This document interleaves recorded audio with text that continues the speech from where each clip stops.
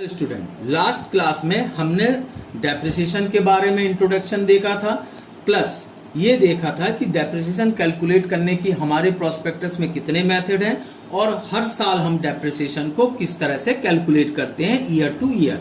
तो हमने सिर्फ इंट्रोडक्शन लिया था डेप्रिसिएशन के बारे में। आज हम दोनों मेथड से, फिक्स से भी और रिड्यूसिंग मेथड से भी, दोनों मेथड से अकाउंट प्रिपेयर करेंगे कि किस तरह से उसी लास्ट क्लास के इंफॉर्मेशन को बेस बनाते हुए किस तरह से हम अकाउंट प्रिपेयर करेंगे, ये देखेंगे। इसका फॉर्मेट वैसे ही बनेगा, date, particular, amount, date, particular and amount. तो सबसे पहले मैं फिक्स मेथड को पिक कर रहा हूं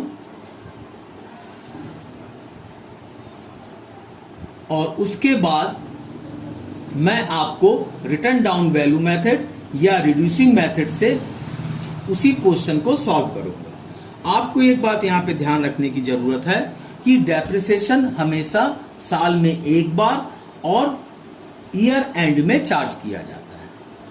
अब जब हम डेप्रिसिएशन कैलकुलेट करते हैं तो परचेज की कंडीशन में जब हम कैलकुलेट करते हैं डेप्रिसिएशन, तो उसके लिए हम लोग जब परचेज डेट से ईयर एंडिंग तक कैलकुलेट करते हैं, किसको? टाइम को। ठीक है। अब फॉर एग्जांपल के लिए मेरा कैलेंडर ईयर है, यानी जनवरी टू दिसंबर मेरा कैलेंडर ईयर है, और अगर मैं 1 जनवरी को मशीन कर परचेज कर रहा हूं तो जो मेरा टाइम पीरियड कैलकुलेट करूंगा जनवरी टू दिसंबर करूंगा, यानी कि 12 मंथ, यानी पूरा एक साल का।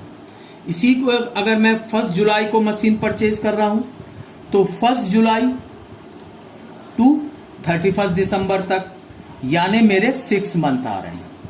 तो मैं जब डेप्रिसिएशन कैलकुलेट करूंगा 6 मंथ का करूंगा, जैसे यहां आएगा तो 6/12 कर दूंगा, इसके साथ यहां आएगा तो यहां भी इंटू 6/12 कर दूंगा।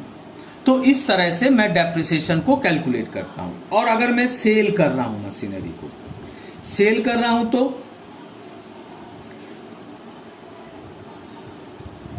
बिगिन टू ईयर से लेकर सेल डेट तक कैलकुलेट करते हैं सेल के कंडीशन में। परचेज डेट, ईयर एंडिंग तक, बिगिन द ईयर और सेल डेट। जैसे एक मशीन, अगर मैं यहां भी कैलेंडर ईयर ले रहा हूं, अगर 1 अप्रैल को मशीन को सेल कर रहा हूं तो 1 अप्रैल को जब सेल करूंगा तो मेरा बिगिन द ईयर कौन सा होगा? 1 जनवरी, और अप्रैल के 1 तारीख को बेच दिया, मतलब 31 मार्च। तो कितने महीने हो गए? 3 महीने हो गए। तो 3 मंथ का डेप्रिसिएशन चार्ज होगा। इसी तरह से अगर 1 अक्टूबर को मैं सेल आउट कर रहा हूं मशीन को, तो 1 अक्टूबर से कहां तक आएगा? 1 अक्टूबर को मैं सेल कर रहा हूं तो यहां भी आ जाएगा आपका 1 जनवरी टू 30 सितंबर तक, क्योंकि 1 अक्टूबर को मैंने सेल कर दिया। तो कितने महीने हो जाएंगे आपके? 9 महीने। तो यहां पे कितना आ जाएगा? 9 मंथ। तो इस तरह से परचेज और सेल के कंडीशन में हम लोग क्या करते हैं, इसको कैलकुलेट करते हैं। तो मैं यहाँ पे कैलेंडर ईयर मान के चल रहा हूं। जैसे जब मैं मशीन परचेज करूंगा तो यहाँ डेट डालूंगा, ये मेरा DR साइड है और ये मेरा CR साइड है।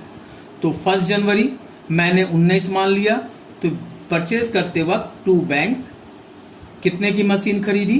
10,000 की। लास्ट डे का ही फिगर को मैं अपने लिए यूज कर रहा हूं। और मैंने ये भी बोला था डेप्रिसिएशन हमेशा ईयर एंड, यानी 31 दिसंबर 19 को। तो यहां आ जाएगा बाई डेप्रिसिएशन। अब मैं स्ट्रेट लाइन मेथड यानी कि फिक्स मेथड को यूज कर रहा हूं, और उसमें से जो सेकंड पोर्शन था जहां पे डेप्रिसिएशन 1000 आया था उसको यूटिलाइज कर रहा हूं मैं। तो डेप्रिसिएशन मेरा कितना आया? 1000 आ गया। अब इसके बाद आएगा बाई बैलेंस। बाई बैलेंस कैसे निकालूंगा? मशीन कॉस्ट 10,000 की है, उसमें से डेप्रिसिएशन माइनस हो जाएगा, तो बैलेंसिंग फिगर कितना आ जाएगा? 9000। अकाउंट फर्स्ट ईयर का क्लोज हो जाएगा। तो यहां भी टोटल 10,000, यहां भी टोटल 10,000। अब मैं आ जाऊंगा नेक्स्ट ईयर में, तो यहां पे अगेन 1 जनवरी 19 तो खत्म हो गया, यानी कि 20। अब चूंकि मशीन परचेज नहीं कर रहा हूं, बैलेंस को क्या लिखूंगा, लास्ट ईयर के बैलेंस को टू बैलेंस कितना था मेरा 9,000 रुपए, यानी ये 9,000 बैलेंस मेरे इधर आ गया। अगेन 31 दिसंबर 20, वही अगेन बाई डेप्रिसिएशन, चूंकि फिक्स मेथड में है तो डेप्रिसिएशन अगेन 1000 आएगा। Again by balance, again balance कैसे निकालूंगा, अगेन 9,000 जो बैलेंसिंग अमाउंट है उसमें से 1000 माइनस कर दूंगा, तो बैलेंस कितना आ गया 8000 आ गया। अगेन सम करूंगा तो बोथ साइड का टोटल जो आएगा वो हमेशा इक्वल आएगा। फिर थर्ड ईयर को ले लूं 21 को, अगेन टू बैलेंस, यही बैलेंस 8000 बैलेंसिंग फिगर में फिर आ जाएगा मेरा।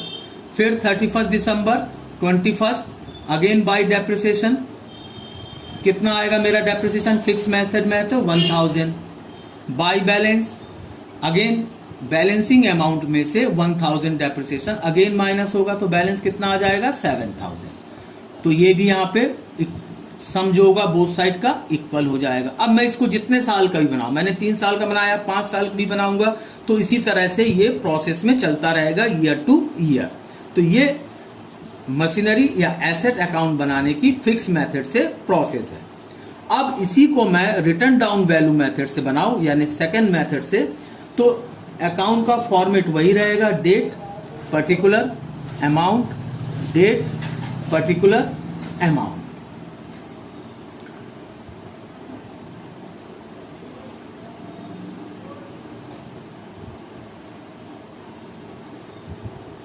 अगेन बेसिक प्रोसेस वही रहेगा जैसे मैंने फिक्स मेथड को फॉलो किया था।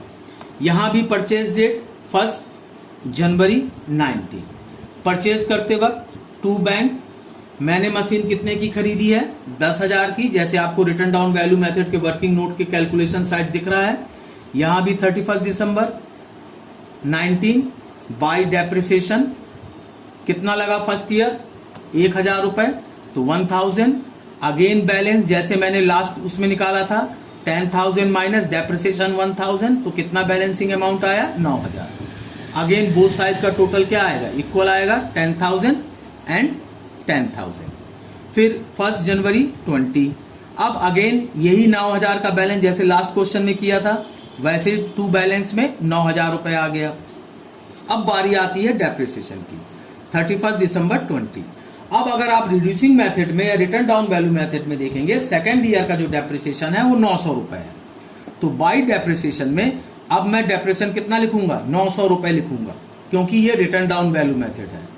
बाय बैलेंस में अगेन 9,000 जो मेरा बैलेंसिंग अमाउंट है उसमें से 900 माइनस होगा तो बैलेंसिंग अमाउंट कितना आएगा 8100।